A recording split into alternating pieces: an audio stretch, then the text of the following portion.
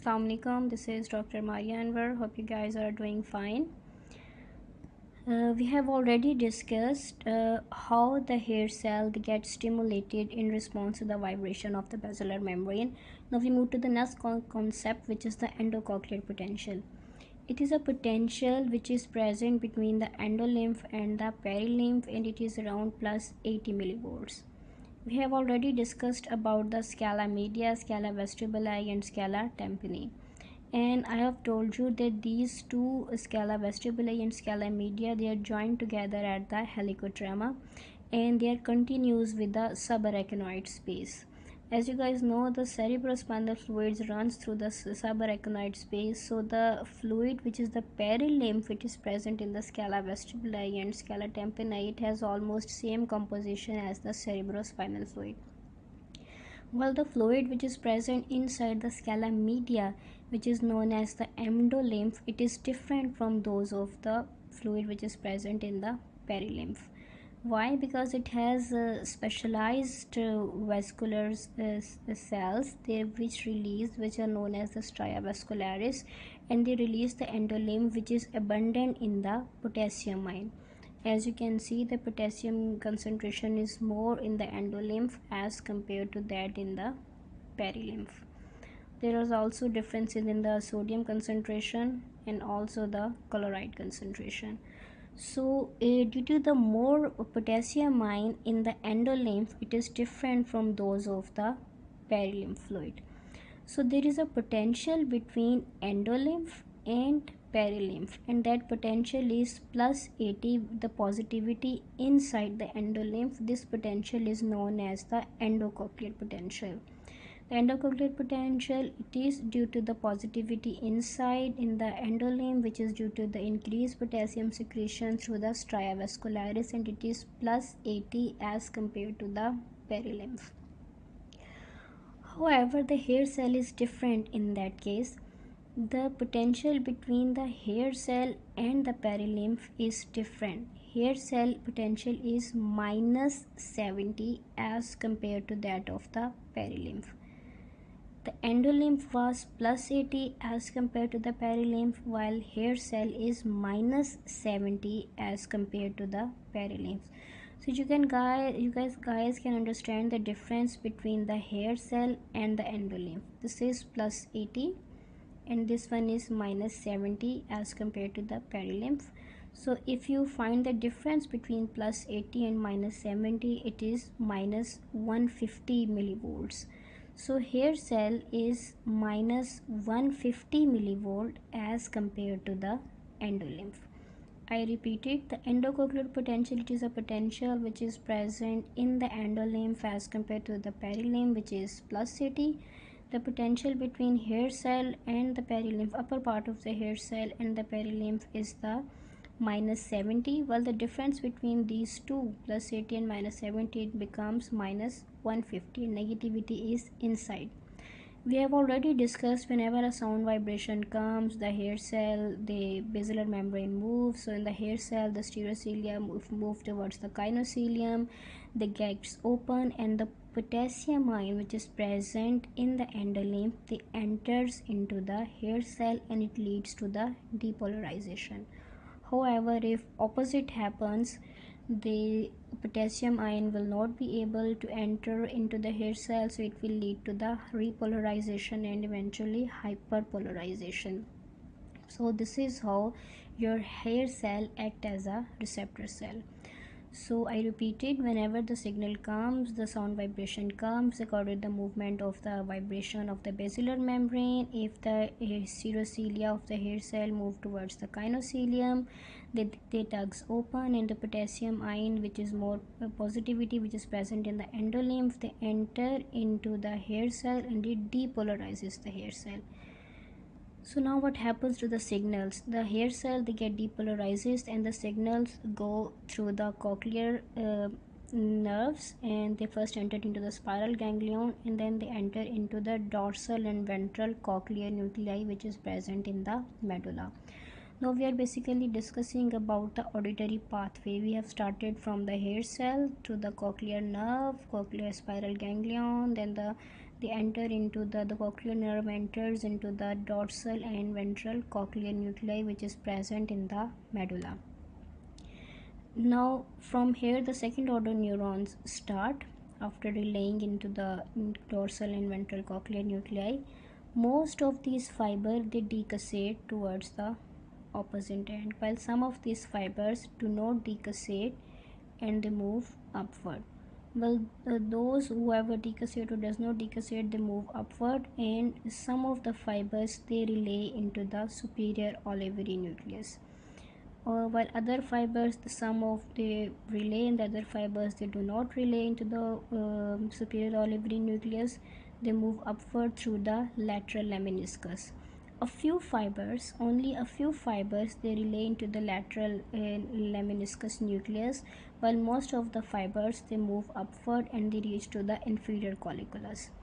At this point, some of the fibers in the inferior colliculus they end here, while some of the fibers who do not end here, they again move upward into the medial geniculate nucleus, which is present in the midbrain.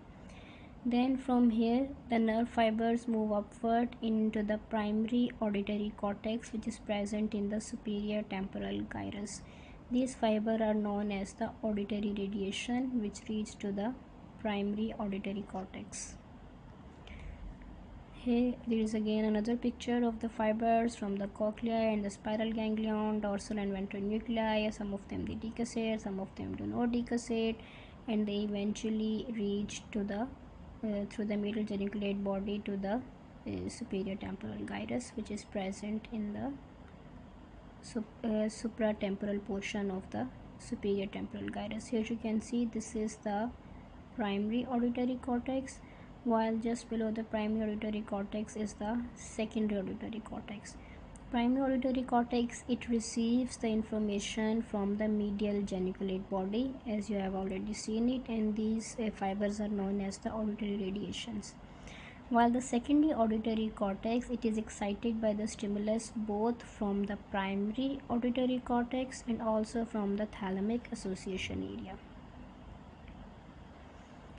Now, an interesting feature is that there is a special organization which is maintained throughout the pathway, from the cochlear nerves throughout the pathway till they reach to the auditory cortex. The special organization of the nerve fibers is maintained. So why is it helpful? As we have already discussed, the basilar membrane, it is different, have hair cell which respond differently to the different sound vibrations.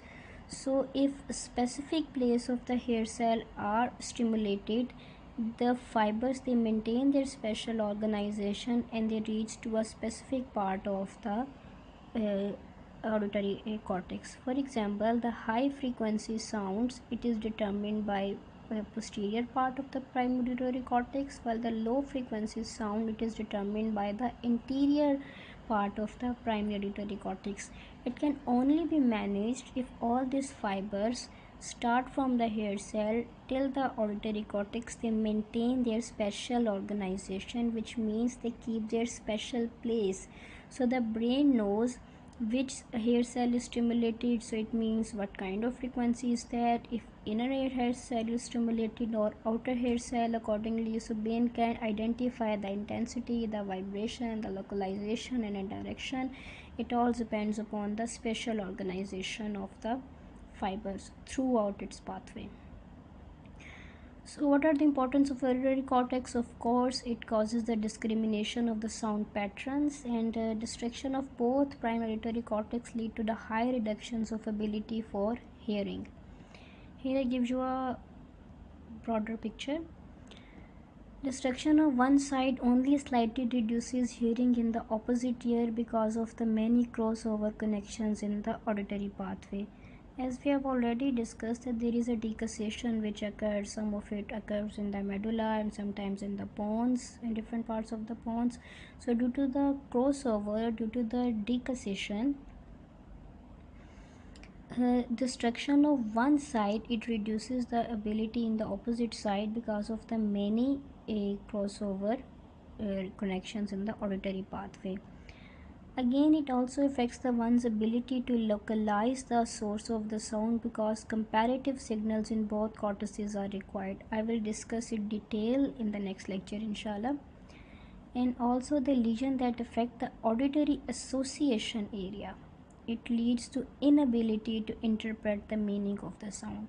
It means your primary cortex, it is more involved with just determining the sound. It realizes the sound is there, but it cannot get the meaning of the sound.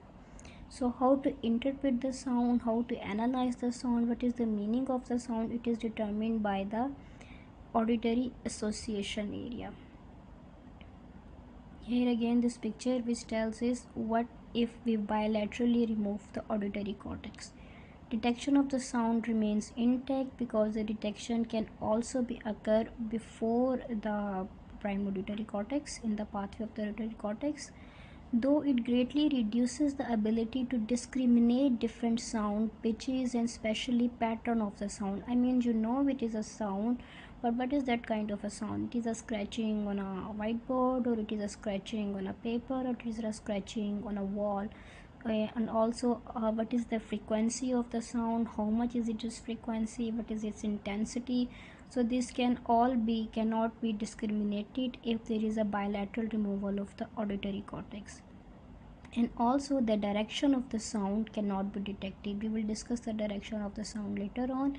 And also greatly reduce the one's sensitivity for the hearing, the how much perception of a sound. If it is less loud or it is more loud, it decreases the sensitivity of the sound. But if we destroy the one side of the auditory cortex, it only slightly reduces hearing in the opposite ear. Why? Because both have their distinct pathway, though there is a crossover and a recusation between their pathway, but it affects slightly. However, the direction of the sound cannot be determined. It is very difficult to determine the direction of the sound if there is destruction of one side. Again, if there are lesions that affect the auditory association area, the person loses the ability to interpret the meaning of the sound. Though the person know it is a sound, it is a sound of a person, it is a sound of a female, or it is a sound of an alphabet or a specific word, but what is meant by that ability is lost. So here this is ayat from Surah Hijra chapter 49 and verse 46, which says, "O you who have believed, if there comes to you a disobedient with information, investigate, lest you harm a people out of ignorance and become over what you have done regretful." It means whenever a sound or whenever a information comes to us, information can be visual or auditory, first investigate. So instead that we just share a news we receive from the Facebook or Instagram or from the WhatsApp, so basically what does Quran say? It asks you to use the auditory association area to interpret its meaning, to realize what is its importance, to investigate it first before spreading it to the others. So this is today's lecture. Hope you guys understand it. If there is any confusion, you guys can text me or email me. Thank you.